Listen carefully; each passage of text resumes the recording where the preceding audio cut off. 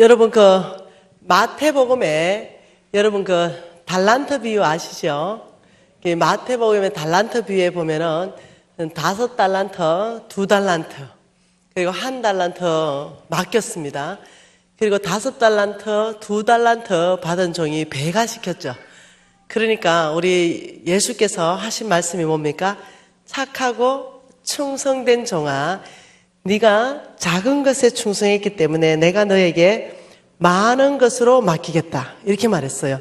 달란트 비유에서는 이 달란트 비유에서는 많은 것 했습니다. 많은 것으로 맡기겠다. 착하고 충성되다. 왜? 배가 시켰기 때문에. 칭찬하셨습니다. 누가복음 16장 보십시다.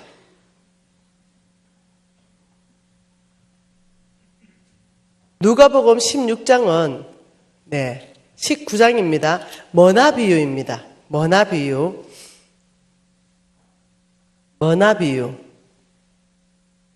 여러분 읽으실 때, 성경 읽으실 때 비유다 이렇게 나오는 거는요, 무조건 중요한 거예요. 비유다 이러면 사람들은 비유니까 이렇게 생각하는데 아니에요. 하나님 나라의 비밀은 몽땅 비유로 말씀하셨습니다. 그 이유가 보기는 보아도 깨닫지 못하고 듣기는 들어도 알지 못하고 들을 게 있는 자만 듣게 되는 거예요. 그래서 이 비유로 말씀하신 것은 몽땅이 그거는 중요한 말씀이에요. 하늘나라 비밀이 그 안에 꽉 있는 거예요. 그러니 지금 이 은열머나 비유를 통해서 하나님께서 우리에게 하시는 말씀은 무엇일까요?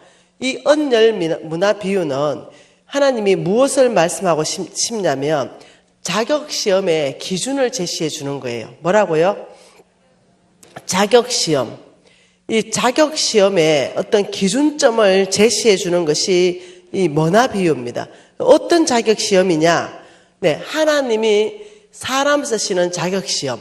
그러니까 아까 전에 우리가 조금 전에 봤던 것이 뭐냐면은 이거지요. 하나님이 참된 것 맡기는 것, 예수 그리스도 것, 하나님의 나라를 세울 수 있는 것, 말씀을 전할 수 있는 것, 아무튼 몽땅 하늘나라께 속한 게 참된 것이에요. 이것을 주기 위해서는 너희들에게 재물을 먼저 맡겨볼 것이다. 이 말씀을 연계해서 강의를 한번 해보는 겁니다.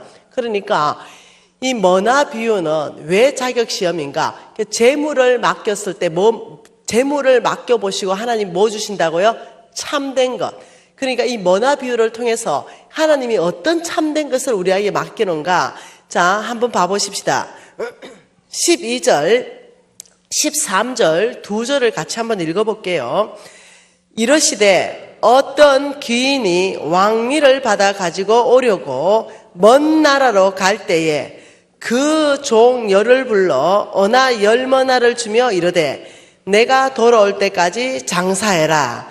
머나는요, 달란트는 큰 단위입니다. 달란트는 한 달란트가 일반적으로 신학자들마다 다 다른데 오늘날 한 18억, 그 5달란트 그러면 약 100억 이 정도 되고, 머나다 이러면 오늘날 한 1000만 원 정도. 달란트와는 비교되지 않는 작은 단위입니다. 그래서 이 머나를 가지고 이 사람이 어떤 기인이 있었습니다. 이 사람은 기인이에요. 이 기인이 어디를 가서 무엇을 받냐면 왕위를 받아 가지고 오는 거예요.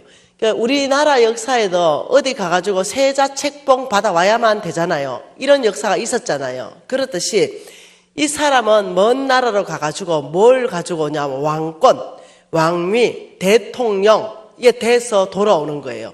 이 돌아오는데 이 사람이 왕이 되어서 돌아올 때 이 사람한테 가장 필요한 건 뭘까요? 이미 나라는 주어졌고 그 통치하고 다스리는데 이 사람한테 가장 필요한 거, 왕이 가장 필요한 거는 뭐예요? 사람이죠. 사람. 함께 이 나라를 건설할 사람. 우리 문재인 대통령이 당선됐을 때 사람 다 바꿔버렸잖아요. 그렇듯이 인사. 왕이 되거나 대통령이 되면은 나의 비전과 함께 맞는 사람들로 장관도 세우고 시장도 세우고 이렇게 해야 되는 거예요. 그러니 이 사람이 이제 12절에 보니까 어떤 기인이 왕위를 받아 가지고 오려고 먼 나라로 갈 때에 그 종놈을 10명을 불렀어요. 그 종 10을 불러서 한 머나씩 10명에게 한 머나씩 주고 말씀을 이렇게 했습니다. 야들아, 내가 이제 어디 갔다 올 테니까 장사를 한번 해봐. 이러고 갔어요. 그리고 돌아왔습니다. 16절 같이 읽습니다. 그 첫째가 나와 주인이여, 당신의 한 머나로 10머나를 남겼나이다. 주인이 이르되 잘하였다 착한 종이여, 내가 지극히 작은 것에 충성하였으니 10고을의 근세를 차지해라. 10고을의 근세. 여러분 얘기했죠? 하나님은 부와 기가 주께로 속해 있고 모든 사람을 크게 함과 강하게 하심이 주의 손에 있다라고 말했어요. 그리고 재물을 맡기고 참된 것을 하나님은 맡기기 위해서 재물부터 맡겨본다 그랬어요. 달란트를 맡기고 배가 한 종에게는 많은 것으로 맡길게. 그래서 착하고 충성되다고 말하는 거죠. 충성된 사람의 특징이 배가 자라고 말했어요. 그러니 여기서도 마찬가지입니다. 한 머나로 10배를 남가오니까 10고을의 권세는 장관입니다. 그러니까 10고을만큼의 너의 영향력을 발휘할 수 있도록 내가 너를 쓸 것이다, 이 말이에요. 너는 장관을 세울 것이다. 그리고 그 둘째가 와서 이르되 주인이여, 당신의 한 머나로 5머나를 만들었습니다. 그래 주인이 그에게 이르되 야, 너는 뭐라고요? 19절에 5고을의 근세를 차지해라. 그러니까 5고을, 이거는 뭐예요? 그러면 이거 너는 시장을 해라, 혹은 군수를 해라. 너는 5고을을 너 통치 아래 줄 것이다. 너는 5고을에 네가 영향력을 발휘할 것이다. 이게 놀라운 여러분 계시예요.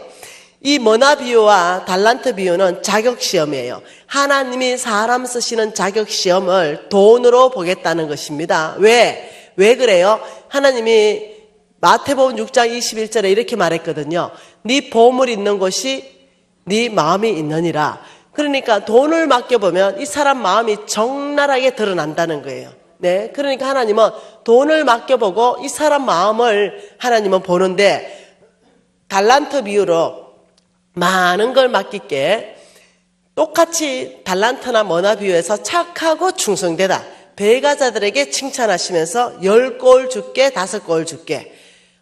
이 놀라운 거. 이게 뭐냐면 하나님 나라를 세우는데 영향력을 말하는 거예요. 예수 그리스도와 함께 이 땅에서 우리는 뭐예요? 하나님 나라를 세우죠. 네, 우리는 주님과 함께 이 땅에서 하나님 나라를 지금 세우고 있는 거예요. 하나님 나라를 어떻게 세우는 거예요? 예수 믿지 않는 사람이 예수께 돌아오면 그 사람에게 하나님의 나라가 임하는 거예요. 그래서 하나님이 통치하고 다스리는 나라가 하나님의 나라예요. 우리가 예수를 믿지 않았을 때는 우리 마음대로 그냥 세상의 원칙대로 살았어요. 근데 예수를 믿는 순간 나의 주인은 예수가 되고, 나의 주인의 뜻에 따라서 내가 살기 시작하는 거, 내가 예수의 통치권 아래 들어가는 거, 근데 이것이 뭐냐면 내가 하나님의 나라가 되는 거예요. 하나님의 나라의 백성이에요. 내 주인이 하나님이 되는 거죠. 예수 믿지 않는 사람이 돌아오게 하는 거, 이게 각 사람에게 하나님의 나라가 임하는 거예요. 그러니 지금 이 머나 비유를 통해서 하나님의 나라를 세우기 위해서 너는 장관, 더 권위를 많이 발휘할 수 있도록 할 것이고, 5배, 너는 그거보다는 조금 작게, 그리고 한 머나를 그냥 가져온 종에게, 달란트나 머나 비유에서 동일한 말씀, 이 악한 종아, 이렇게 말했어요. 22절에 야, 내 돈을 23절에 은행에 맡겼으면 이자와 함께 가져왔을 텐데, 야, 24절에 너 있는 것 한 머나 빼앗아서 오히려 10머나 있는 사람에게 주라. 하나님 나라는 이게 공평이에요.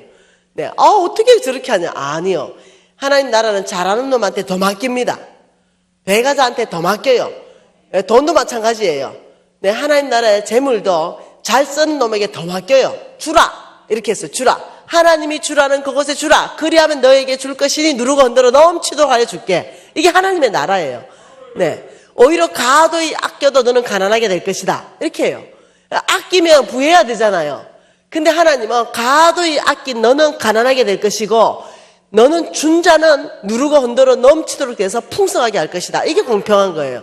참 놀라운 방법이죠. 그래서 여러분이 이해하셔야 되는 것이, 하나님은 충성된 자를 찾는다. 하나님은 달란트와 머나 비유를 통해서 하나님의 나라를 세울 수 있는 영향력을 주는 사람도 하나님의 재물을 배가시킨 돈을 가지고 말씀하시는 거, 이게 뭔 말이냐고요. 네 마음을 알기 위해서요. 네 마음. 네 보물을 다스리는 걸 보면 네 마음을 알 수 있다. 재물을 맡겼죠. 여러분 300만 원 맡은 사람, 매월 3천만 원 맡은 사람, 3억씩 맡은 사람, 혹은 300억씩 맡은 사람, 이 재물을 가지고 이 사람이 어떻게 쓰는가 보면 이 사람이 누군가가 나온다는 거예요. 그래서 여러분께서 이 달란트와 머나 비유는 하나님 나라를 세워낼 수 있는 놀라운 영향력, 이것을 재물로 시험 본다는 걸 이해할 필요가 있어요. 왜 그럴까요? 왜 하나님은 이 재물로 이 사람을 시험을 볼까요? 그 이유는 네 주인이 누군가를 알아보기 위해서예요. 볼까요? 하나님 말씀 누가복음 6장 24절 말씀, 한 절 말씀만 읽어보고 싶습니다. 누가복음 6장 24절 한 절입니다. 같이 한번 읽어볼게요. 한 사람이 누가복음, 미안해요. 마태복음 6장 24절입니다. 한 사람이 두 주인을 섬길 수 없나니, 이렇게 말했어요. 섬기지 못할 것이니 혹 이를 미워하고 저를 사랑하거나 혹 이를 중히 여기고 저를 경히 여김이라. 너희가 하나님과 재물을 겸하여 섬기지 못하느니라. 자, 이 말씀을 동일하게 있는 데가 누가복음 조금 전에 우리가 읽었던 거 16장 13절 말씀에도 동일하게 있었던 말씀이에요. 자, 여기에서 한 사람이 두 주인을 섬기지 못한다. 한 분은 하나님이고 하나는 재물이다. 이렇게 말했어요. 두 주인을 못 섬긴다는 거예요. 하나님을 섬기든지 재물을 섬기게 되지 두 주인을 섬기기는 안 된다는 거예요. 이 지금 재물의 원래 원어는요, 맘몬이라고 되어 있습니다. 맘몬. 원래 원어를 읽으면 한 사람이 두 주인을 섬길 수 없는데 하나님과 맘몬을 겸하여 섬기지 못한다. 이것을 해석을 재물로 해 놓았습니다. 왜 그러냐면 이 맘몬은요, 사탄의 이름입니다. 사탄의 쫄개의 이름입니다. 사탄은요, 저는 원래 교회 안에서 영적 전쟁 강의를 오히려 재정 강의보다 더 많이 했었습니다. 그러니 이 성경 안에서부터 영적 세계에 대해서 공부한 적이 있다는 거예요. 이 사단은 굉장히 조직적이고 굉장히 체계적으로 일합니다. 그러니까 사단은 이름들을 가지고 있어요. 사단의 이름에 예를 들면 정사의 영이다, 어둠의 악한 주관자들이다, 권세자들이다, 이런 이름이 있어요. 그러면 정사라는 이름을 가진 사탄은 아무에게 일 안 해요. 높은 위치에 있는 영향력 있는 사람들한테 일하는 영의 이름이 정사의 영이에요. 그들이 하나님 나라가 아닌 세상의 나라를 세우게끔 미혹하는 영이에요. 그 중에 그 사탄의 쫄개 중에 맘몬이라는 이름을 가진 그 쫄개는 재물 뒤에서 일하는 사단이에요. 그러니까 재물 뒤에서는 그 맘몬의 영향력 안에서 일한다는 거예요. 그래서 사람을 미혹하게 하고 사람을 유혹하고 사람을 망하게 하는 거, 이게 맘몬이 하는 역할이에요. 여러분, 이 맘몬은요 그냥 일하지 않습니다. 이 맘몬요, 여러분 이 어떤 기업가라 그러면 여러분은 반드시 여러분이 이루어야 될 목표가 있습니다. 여러분이 이루어야 될 목표. 예를 들면 1년에 우리는 100억 매출을 해야 되겠다. 이런 100억 매출이 목표가 되는 겁니다. 그럼 100억 매출을 하기 위해서 기도만 하면 됩니까? 100억 주시옵소서. 1년 동안 100억 매출 될 줄 믿습니다. 이거 광신자예요, 광신자. 여러분, 광신자라는 것은 이런 거죠. 요한 웨슬리가 이렇게 정의했습니다. 바람직한 목적은 있으나 합당한 수단을 사용하지 않는 사람. 이렇게 정의했어요. 그러면 바람직한 목적, 농부의 바람직한 목적은 풍성한 수확이에요. 그러면 농부의 합당한 수단은 뭐예요? 부지런히 땅을 일구고 열심히 씨를 뿌리는 게 합당한 수단이에요. 그런데 광신자 농부는 이렇게 합니다. 무에서 유를 창조하신 하나님은 전능자이십니다. 내가 씨를 뿌리지 않는다 하더라도 이 땅에서 열매 맺을 하나님을 믿습니다. 이렇게 하는 게 광신자라는 거죠. 예, 광신자는 지가 믿고 싶은 걸 믿어요. 하나님이 언제 그렇게 말했어요? 하나님은 무에서 유를 창조하는 전능자는 맞습니다. 그러나 믿음은 항상 말씀에 근거해야 돼요. 말씀 안에서부터 너희들은 부지런히 씨를 뿌려라. 너희 부지런히 땀을 일해라. 내가 열매를 줄 것이다. 이렇게 말했어요. 우리가 씨를 뿌리는 건 우리가 하지만 적당한 비와 적당한 햇볕을 주시는 분은 하나님이세요. 그러니 보통 보면 믿음 좋다는 사람들하고 내가 대화해보면 거의 강신자예요. 거의. 내가 네 강신자네 이랬어요. 이런 강신자들은 가을에 돼가지고 거둘 게 없어요. 왜 강신자니까? 씨를 뿌리지 않았으니까. 예. 그래서 여러분 우리가 사업에도 열매 내는 사람들이 강신자가 아닌 사람들이 내요. 강신자는 뻑하면 믿습니다예요. 믿습니다. 네. 하나님의 약속한 말씀을 믿어야 되지. 지 믿고 싶은 걸 믿습니다. 이거예요. 그러니까 믿음을 새롭게 해야 되는 거예요. 하나님 말씀에 네. 근거해서 목표를 딱 세우고 목표 100억 이랬다면은 목표 100억이면 거기에 맞는 뭐가 따라와야 됩니까? 전략. 그 목표에 맞는 전략이 따라와야 돼요. 그럼 전략이 있으면 어떻게 실행시킬 것인가? 실행 방법들이 따라 나와야 돼요. 그러면 이제 목표에 100억의 매출로 가는 거예요. 그냥 100억이 되는 게 아니라, 자, 100억 매출을 가기 위해서 예를 들면 몇 개의 팀을 어떻게 조직한다부터 시작해가 전략이 쫙 풀어질 거 아니에요. 그러니 이 돈 뒤에서도 만몬이 정확한 목표를 가지고 움직인다는 거예요. 그냥 만몬이 막 우리를 이렇게 하는 게 아니라 목표가 있다는 거죠. 그 목표가 뭐냐면 만몬의 목표는 주인 바꾸기입니다. 뭐라고요? 네, 하나님에서 만몬으로 네, 주인을 바꾸는 게 정확한 목표예요. 그러니 정확한 목표를 설정했기 때문에 이들은 전략을 가지고 움직인다는 거죠. 그 전략이 뭐냐면 디모데전서 6장 10절에 그 전략이 있습니다. 디모데전서 6장 10절입니다. 자, 같이 한번 만몬의 전략 한번 읽어보십시다. 돈을 사랑함이 일만하게 뿌리가 되나니 이것을 탐내는 자마다 믿음에서 유혹을 받아 믿음에서 떠나 많은 근심으로 자기를 찔렀도다. 맞나요? 자, 지금 뭐를 말하냐면 지금 만몬의 전략을 말하는 데 있어서 뿌리를 대해서 말합니다. 뿌리. 즉, 이 뿌리가 뭐라고 말하냐면 디모데 전서 6장 10절 돈 사랑이라는 거예요. 돈 사랑. 이해되시나요? 이 돈 사랑을 뿌리에 두는데 이건 열매예요. 가지에 맺히는 열매인데 돈을 사랑하면 일만하게 뿌리가 되나니 이래서 돈을 사랑하는 사람의 결과는 뭐라고 말하냐면 믿음에서 떠난다 이렇게 말해요. 그러니까 이 뿌리가 돈 사랑한다 이 말은 보이지 않는 세계를 말해요. 네, 보이지 않는 세계. 뿌리는 안 보이잖아요. 땅 밑에 숨겨져 있잖아요. 돈을 사랑함이 일만하게 뿌리가 되나니 너는 믿음에서 떠나게 될 것이다 이거예요. 그러니까 우리의 마음은 안 보이는 뿌리예요.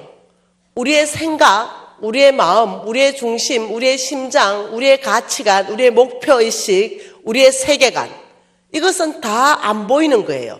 이건 뿌리예요. 이것 안에 돈 사랑하는 것이 딱 들어가면은 이 사람은 결국 믿음에서 떠나게 된다는 거예요. 그러니까 지금 만몬의 목표는 뭐냐면 주인 바꾸기예요. 목표가 주인 바꾸기니까 전략이 뭐라고요? 돈을 사랑하게 만드는 것이 전략입니다. 각 사람에게 뭘 만들어요? 돈 사랑. 돈을 사랑하게 어떤 방법이든 돈을 사랑하게 만드는 것을 어디에 집어넣어 주냐면 뿌리에다가 집어넣어줘요. 우리의 마음 안에, 생각 안에, 심장 안에, 가치관 안에, 삶의 목적의식 안에 나는 큰 집 한번 사는 게 내 소망이야. 막 큰 차 한번 타는 거. 나 빌딩 한번 올리는 거. 몽땅 어떠냐면 이 세상의 끝들, 네, 이런 것 안에 가치관을 다 두게 만드는 거죠. 하나님 나라보다는.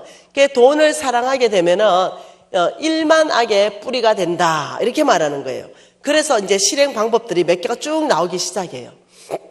그러니까 만몬은 어디에 관심이 있습니까? 뿌리에 관심이 있어요. 우리의 생각을 공격해요. 가룟 유다가요. 네, 성경에는 이렇게 돼 있어요. 가룟 유다의 생각 속에 예수를 팔 생각을 집어넣었더라 이렇게 나와요. 그러니까 어디를 공격한다고요? 뿌리요. 뿌리를 공격해가 생각을 사로잡아 버리면 게임은 끝나요. 생각은 곧 결과를 낳거든요. 우리의 생각을 누가 장악하냐에 따라서 영적 전쟁터는요, 귀신이 아니에요. 예, 제가 최근에 언어 근사님이 병원에 입원했다 그래가지고 제가 이제 가는 거죠, 병원에. 예, 가는데 권사님들 몇 분 모시고 같이 신방을 갔습니다. 가는데 제가 이제 엘리베이터를 탔을 거 아니에요. 근데 그 권사님하고 그 남편하고 같이 있었는데 그 남편이 깜짝 놀랐대요. 지금 김미진이 엘리베이터를 탔다 이러는 거예요. 그래가지고 이제 그 장로님이 전화 왔어요. 어디에 있냐고. 우리 엘리베이터에 탔죠. 그러니까 이 장로님이 확인하고는 깜짝 놀란 거예요. 그래서 그 장로님이 우리 지금 집사람이 아파서 입원했는데 지금 김미진이 엘리베이터 탄 걸 이거 어떻게 알았냐는 거죠. 그래서 내가 적시를 깨달았어요. 귀신 들어갔다. 이거 바로 알았죠. 그래서 내가 가가지고 근사님 이러니까 내 눈을 가만히 보더니 옆으로 싹 숨는 거죠. 딱 숨더니 아 무서워 이러는 거예요. 그러더니 나는 김미진이 제일 무서워 이러는 거예요. 귀신 들어간 거죠. 그래서 딱 잡고 너 언제 들어갔냐? 언제 들어갔대요? 간단하죠. 예수 이름으로 나가라. 뭐 적시로 나갔죠. 그렇지. 권사님 지금 너무 행복하게 잘 살고 있죠. 아무 문제 없죠. 여러분 그 귀신은 아무것도 아니야. 예수 이름 앞에 아무것도 똥파리 같은 존재예요. 네, 그러니까 아무것도 아니에요. 귀신 그건 아무것도 아니에요. 진짜 무서운 영적 전쟁터는 그런 귀신하고 상대하는 게 아니에요. 내 생각요.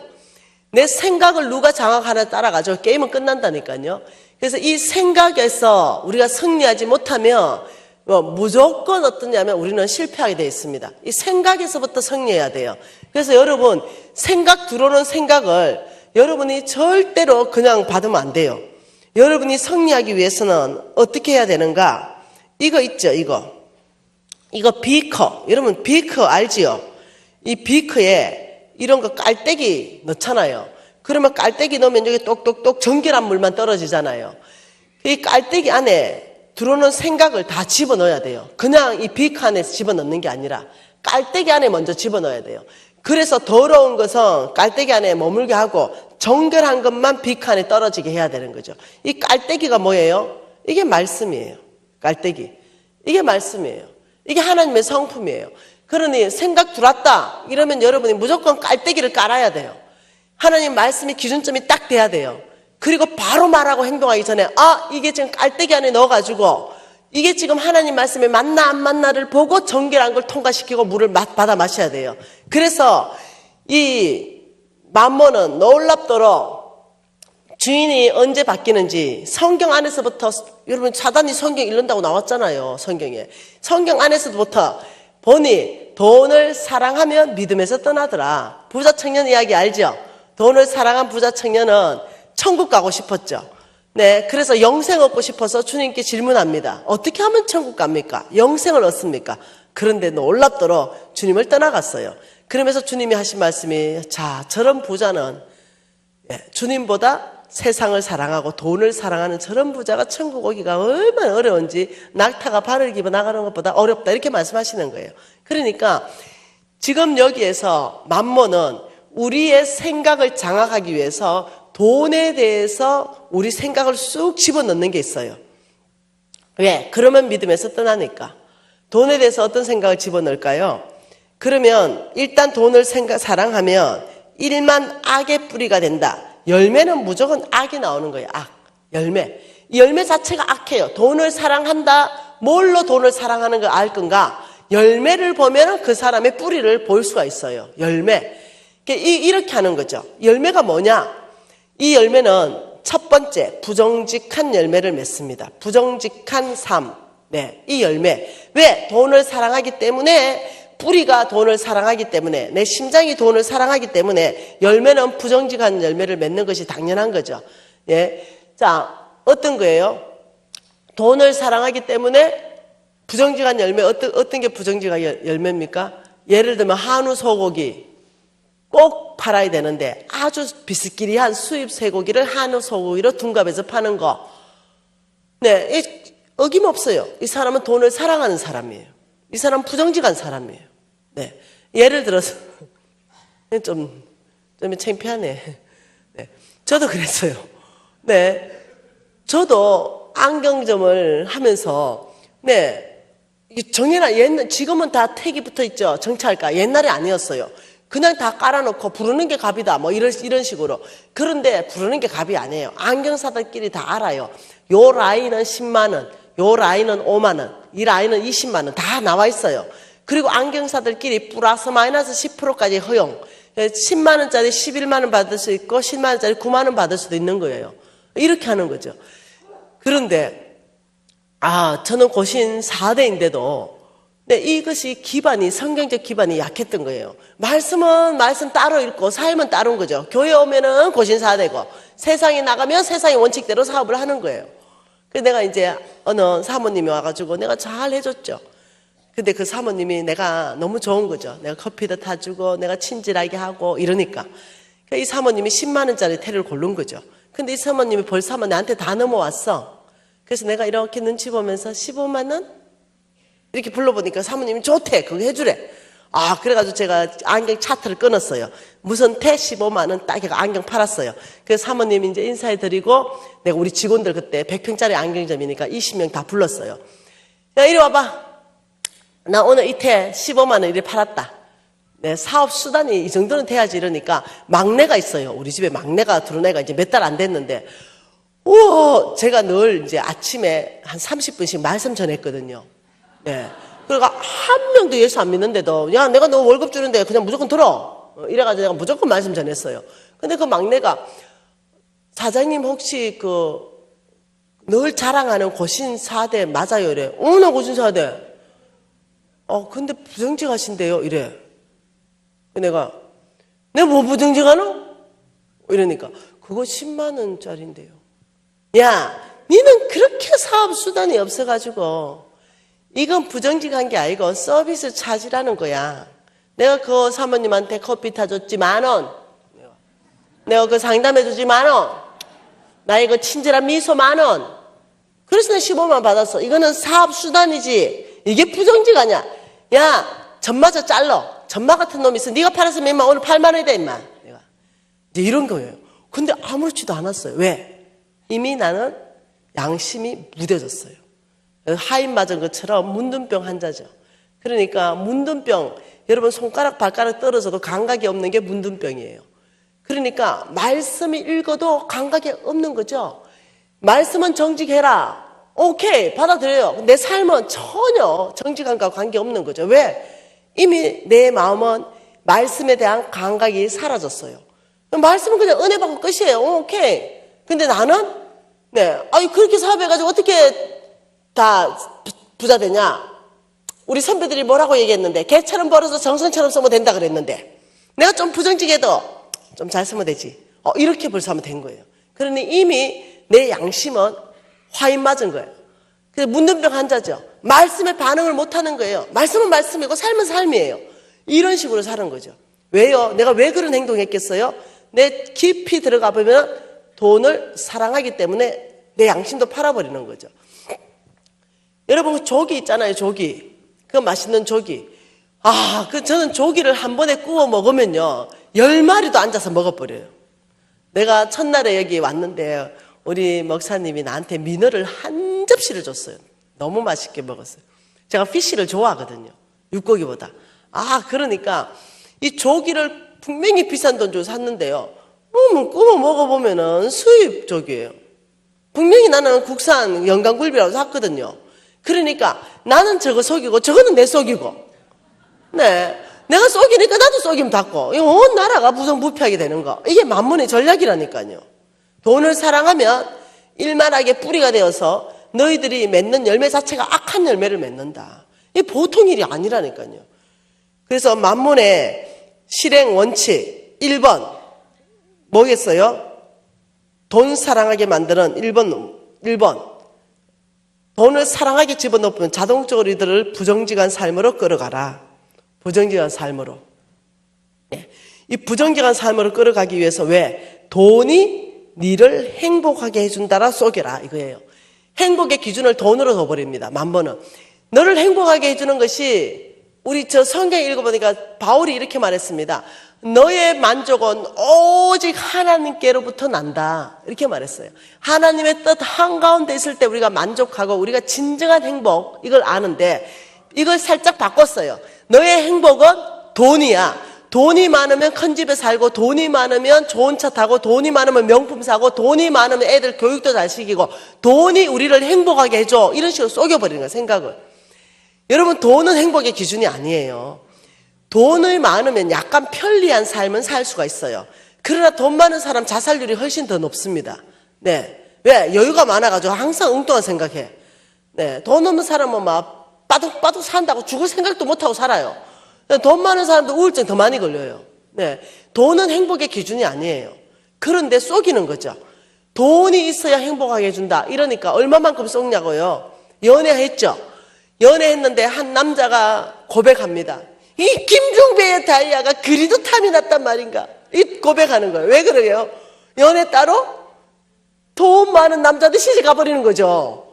네, 왜? 돈 많은 그 남자가 나를 행복하게 해줄 것 같은 거죠. 그래가지고 그 시집 갔는데 고생하는 분들이 지금 여기도 있을 거예요, 아마. 그만큼, 네, 결혼까지도 돈을 따라서 하는 거. 사람하고 하는 게 아니라 돈하고 하는 거. 이렇게까지 간다는 거예요. 그래서 이것이 얼마나 위험한지, 돈이 나를 행복하게 해준다는 이 생각이 얼마나 위험한지, 이거는 만몬이 주는 생각이에요. 이것이 굉장히 위험한데, 하나님은 뭐라고 하시는지 성경 안에서 찾아보고 싶습니다. 잠언서입니다. 잠언서 2장입니다. 잠언서 2장 7절 한 절 말씀 보고 싶습니다.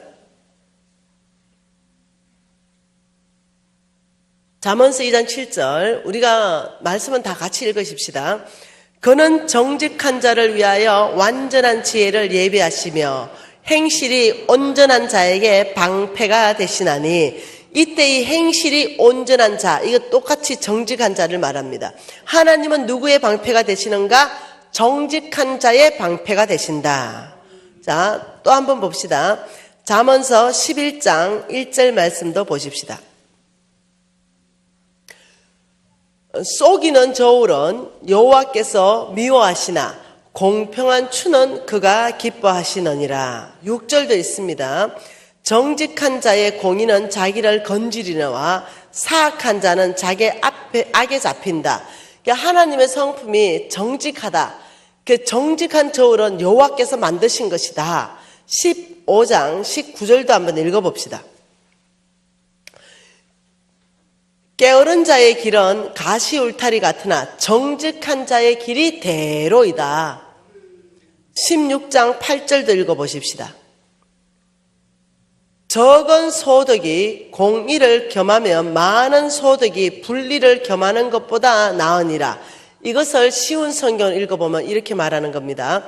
적은 재물로 어렵게 사는 것이 부정직하게 얻은 재물을 쌓아놓고 사는 것보다 좋다. 11절도 읽어봅시다.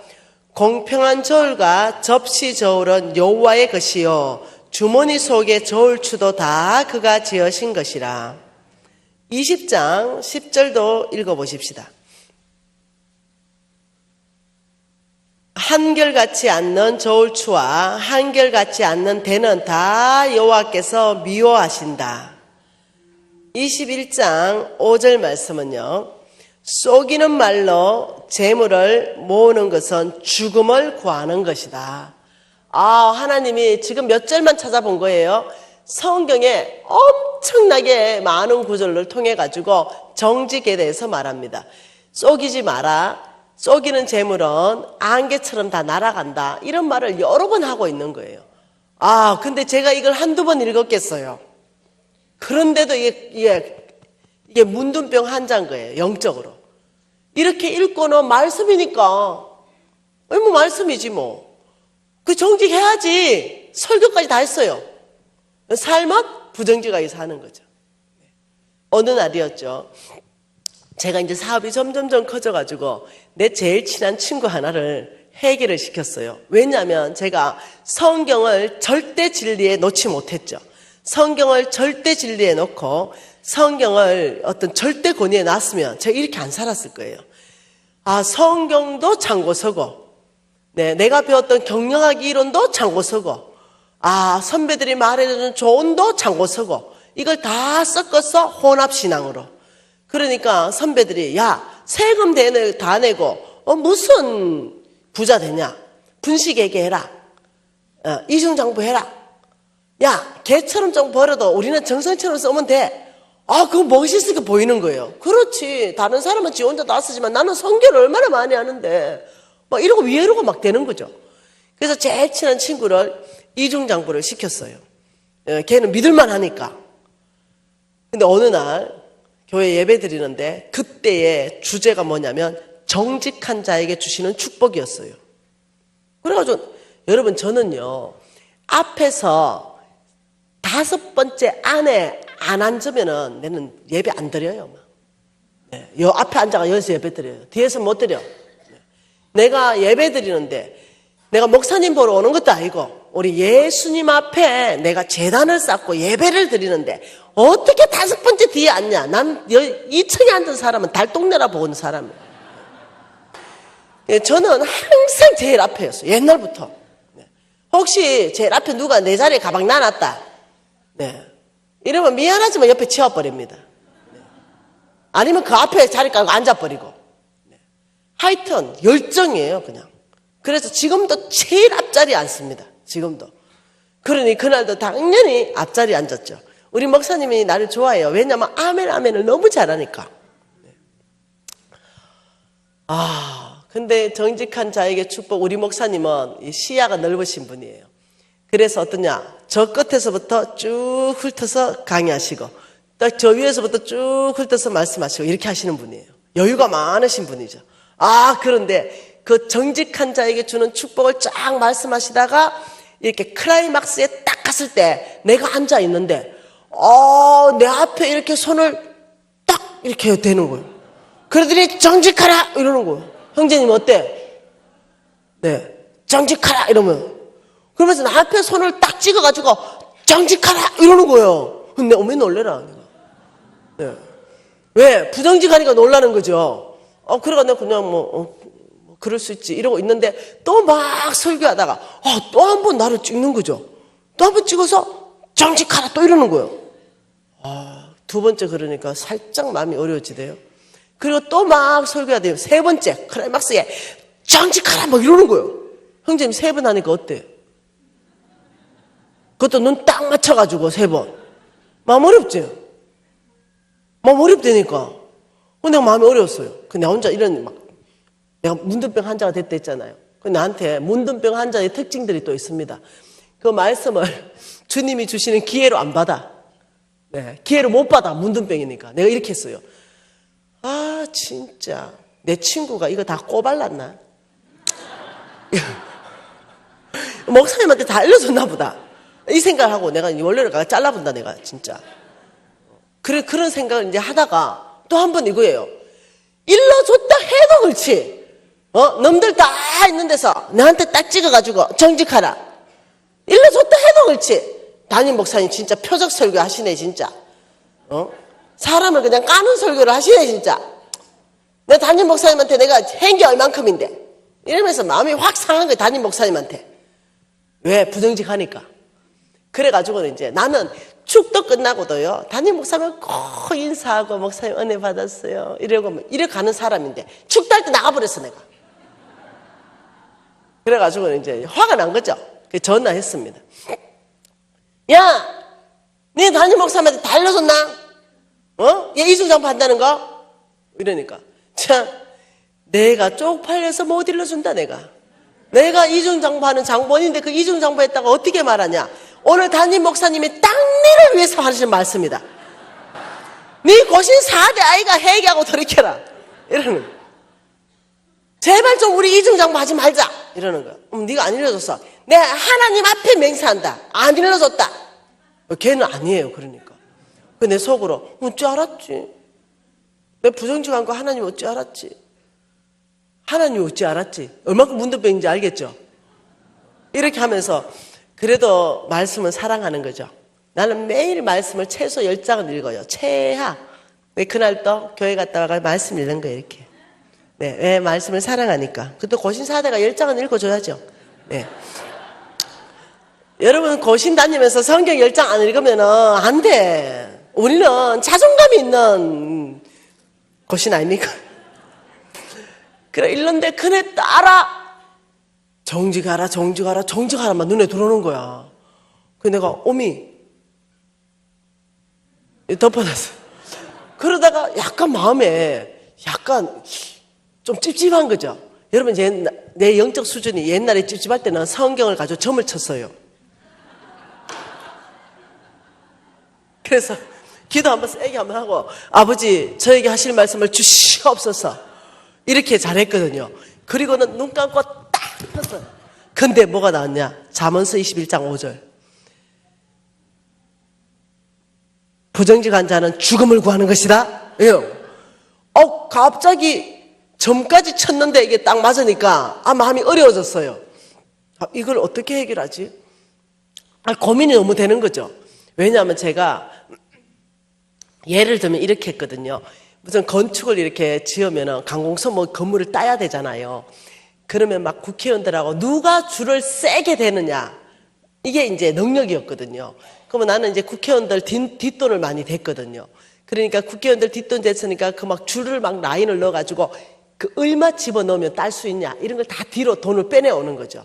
그래서 그걸 내가 만약 오다 따면 3억을 넘겨줄게. 그러면 착수금 먼저 3천만 원을 넘겨줬어요. 그러면 이제 마지막 5분 전에 얼마 집어넣으라 나오거든요. 그럼 얼마 집어넣으면 내가 따지는 거죠. 그러면 2억 7천을 더 넘겨줘요. 이런 식으로 뭐 다들 그래 했어요. 내만 그래 한 게 아니고. 내가 이제 그 사람보다는 좀 더 줄을 세게 된 거죠. 그 나한테 떨어져. 그러면 3억을 넘겨줬기 때문에 빼기 위해서 철근 몇 개를 또 빼야 되는 거죠. 철근 몇 개를 빼고 중간검사 받으려니까 또 매수를 또 해야 되는 거죠. 이러면서 돈 벌었어요. 뭐 나 아무렇지도 않았거든요. 근데 이런 것까지 막 생각이 나는 거야. 야, 이거 좀 하나님이 뭐라고 하시는 것 같은데 이런 생각이 드는 거예요. 그래가 이걸 해결할 수 있는 묘책이 생겼어요. 뭐냐면, 그래, 개처럼 벌어서 정성처럼 쓰면 된다고 말하지 않았냐. 성경에서 답을 찾는 게 아니라. 그래가지고 성교비를 1억을 넣었어요. 1억. 여러분, 1억은 지금도 큰데 그때는 진짜 큰 돈이었어요. 1억을 딱 넣고는 성교비를 딱 넣고 이렇게 하는 거죠. 그달 1억 정도 여러분 한번 현찰을 해봐라. 어떤지. 어깨가 으쓱 이렇게 올라가죠. 네. 그래서 딱 1억 하고는 내 안에 어깨가 으쓱 이렇게 올라가는 거죠. 그렇게 하고는 딱 나가면서 이렇게 말하는 거죠. 하나님, 내만 쓴 거 아닙니다. 좀 부정직했지만 하나님도 지금 성교금 1억 썼었어요. 이렇게 하는 거예요. 여러분, 그렇게 하면서 나가면서 다시 부정직하게 할 수 있는 모든 힘을 다 받고 나가는 거예요, 이제. 왜? 1억과 부정직을 상쇄시킨 거예요. 내 혼자. 그래가 그 다음에 또 부정직하게 하는 거예요. 이렇게 반복적인 삶을 살았어요. 이러다 보니까 하나님 손에 죽게 생겼죠. 물론 그렇게 번 돈 다 날아가고, 10원도 못 건졌는데, 제가 이렇게 산 거예요. 이렇듯이, 만몬은 우리에게 생각을 사로잡아버리는 거예요, 생각을 딱 사로잡아가지고, 이 생각을 장악해버리는 거죠. 생각을 장악하면요, 행동은 그 장악한 대로 나옵니다. 장악한 대로. 그러니 이 만몬 사탄은 목표가 주인 바꾸는 거죠. 난 주인이 바뀌었죠. 나의 주인 우리 예수 그리스도께서 하신 말씀이 정직하라. 부정직한 건 죽음이 구하는 것이다. 이 공평한 추와 이 정직한 이 어떤 에바, 이거는 하나님이 만든 것이다. 정직한 자의 길이 대로이고 나는 정직한 자에게 방패가 되어줄 것이다. 하나님이 그 많은 화살이 날아온다 하더라도, 그 많은 폭풍이 몰아친다 하더라도 하나님이 나의 방패가 되어준다? 이러면 까딱 없는 거예요. 그런데 정직한 자에게 방패가 되어주겠다. 환란 당했죠. IMF 터졌습니다. 국가적으로 대환란이 터졌죠. 그러나 내가 정직했다면 끄떡 없었을 거예요. 그런데 어떻게 부정직했으니 같이 휘말려 들어갔죠. 거지 중에 상거지 됐죠. 내 돈 떼먹고 사람들 다 도망가 버리고 이게 풍지박살이 난 거예요. 여러분, 오늘 이 말씀이 가볍게 들으실 것이에요. 어느 사람에게는 저에게 하나님이 기회를 주셨는데 제가 그 기회를 문둥병 환자처럼 놓쳤다는 거예요. 내 깊은 양심 안에 하나님 찔리게도 하셨어요. 그런데도 회개하고 돌이키지 않았다는 거죠. 여러분, 오늘 이 말씀이 어떤 사람에게는 세컨 찬스의 기회일 것입니다. 이게 찬스일 것이에요. 부정직한 재물을 하나님께서는 내가 반드시 내 때에 거둬가겠다 했어요. 이렇게 말했죠, 성경에. 내일 성경적 기반을 또 다 여러분에게 찾아드릴 것입니다. 부정직한 자의 재물을, 그 재물을 가지고 너의 자녀가 배부르지 않게 할 것이다, 이렇게 말했어요. 겁나는 말씀을 하셨죠, 성경에. 부정직한 자의 재물을 가지고 내가 너의 자녀를 배부르지 못하게 할 것이다. 그리고 그 재물을 내가 너의 손에 취해서 의인에게 넘겨줄 것이다. 그때에 지금 당장은 부정직한 재물이 나한테 좀 머물러 있어요. 그러나 회개하고 돌이키지 않을 때는 그 재물을 가지고 그 자녀가 배부르지 못하게 할 것이고 그 재물을 취해서 의인에게 부를 이동시킬 것이다. 성경이 여러 군데 그렇게 말하고 있다는 거예요. 와, 이 보통 일이 아니에요. 여러분, 오늘 성경 말씀에 정직하라. 부정직한 것은 만몬의 영향을 받은 것이다.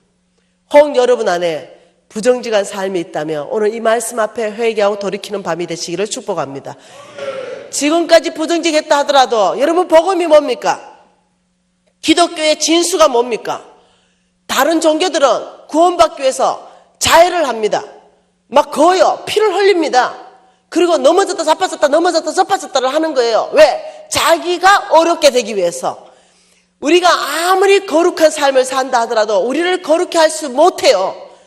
우리가 거룩한 가운데 산다 하더라도 우리를 거룩해 하는 건 예수의 피입니다. 네, 그렇듯이 이것이 복음이듯이 여러분, 여기에서 내가 죄를 졌어요. 내가 부정직하죠. 네, 그러나 아직도 재물이 남아있어요.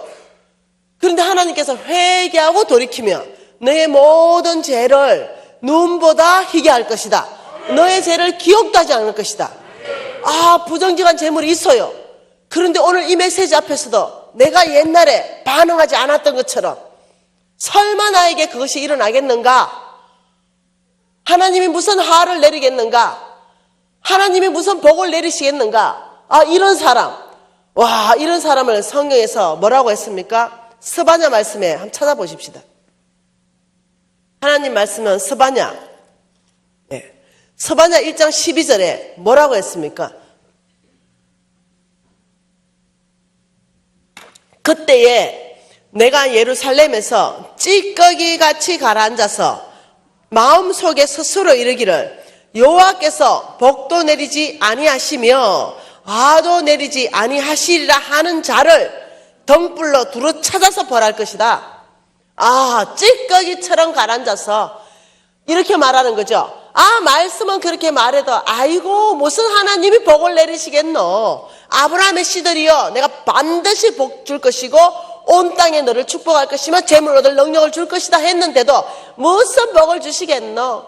성경은 반드시 복 준다 했는데 성경은 이 부정직한 자의 재물을 반드시 심판하신다고 말씀하시는데 무슨 하를 내리시겠노. 이 말이 뭐겠어요? 내 마음이 찌꺼기처럼 가라앉아서 문둥병 환자죠. 그런 자를 등불로 찾겠다. 이것은 뭐냐? 아주 한 사람 비춰보면서 네가 그런 자냐? 네 얼굴을 비춰서 찾겠다는 거예요. 아, 여러분, 안 돼요, 안 돼. 안 됩니다. 이 말씀을 여러분 세컨 찬스의 기회로 삼으셔야 됩니다. 네, 이 말씀을 여러분이 회개할 수 있는 기회로 삼으셔야 돼요. 이제까지 부정직한 거 더 이상 하지 마십시오. 더 이상 안 하는 거예요. 이 정직하게 하는 거예요. 여러분, 정직하다, 이것은 뭐가 정직이에요? 예를 들면 여러분의 정직의 개념이 뭡니까? 아, 내가 거짓말하지 않는 거, 내가 한우를 수입육을 한우로 바꿔서 파지 않는 거, 이 정도의 정직이 아니에요. 예를 들면 이런 거죠. 여러분이 무슨 녹용을 내려서 판매하는 사업장을 해요. 녹용에 대한 효과를 엄청나게 선전을 했죠. 실질적으로. 근데 실질적으로 그 녹용의 성분이 0.1% 들어가 있어. 이걸 그 녹용이 모욕한 물이죠. 네. 그런데 그것을 녹용이 막 99% 들어있는 것처럼 어마어마하게 선전하는 거, 이거 부정직하다는 거예요. 내가 선전하는 만큼 정확한 물건이어야 된다는 거예요. 예, 그거는 반드시 성공하게 돼 있다는 거죠. 이것까지도 포함한다는 거예요. 여러분 지금 이때에 어떻게 우리가 이 하나님 메시지를 들으면서 정말로 돌파를 해야 되는가? 경제 영역의 돌파는 정직입니다. 네, 그게 돌파예요. 예, 세상의 만mon은 부정직하게 가거든요. 예수 믿는 우리는 정직해야 되는 거예요. 저 20년 됐어요, 이제 정직한 지. 이제는 더 이상 부정직하지 않아요. 이제는 더 이상. 네. 저는 이제 부정직한 거 오는 거, 예, 딱 보여요, 이제 눈에. 네, 바로 하죠. 오늘 이 밤이, 여러분 오늘 구원받는 밤입니다. 손 높이 올리십시다. 그리고 이 만몬의 그 정체, 우리가 두 가지를 봤습니다. 돈이 너를 행복하게 해줄 것이고, 그에게 사로잡혔다면 부정직한 삶을 살 수밖에 없습니다. 좋은 선택을 할 수밖에 없죠. 돈이 너를 행복하게 해주면 인색한 사람이 될 수밖에 없죠. 여러분 이 부분에 있어서 우리가 하나님 앞에 헌신하면서 회개하고 돌이키는 밤 되기를 원합니다.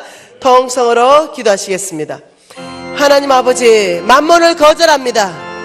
하나님 아버지, 정말 우리가 주인이 하나님만 되기를 원합니다. 여러분 입술로 통성으로 기도하십시오. 여러분 입술로 부정직한 삶을 회개하십시오. 정직하기로 결단하십시오. 예, 주님, 오늘 이 밤에 이 부정직한 삶을 청산하고 아버지 주께 돌이키는 아버지 주의 백성들을 기억하십시오. 아버지 은혜를 베푸시며 새로운 시즌 안으로 우리를 이끌어 주십시오. 아버지 정직한 자가 돌파한다고 말씀하셨습니다. 주께서 우리 가운데 은혜를 베푸실 줄 믿습니다. 여러분 더 기도하십시오.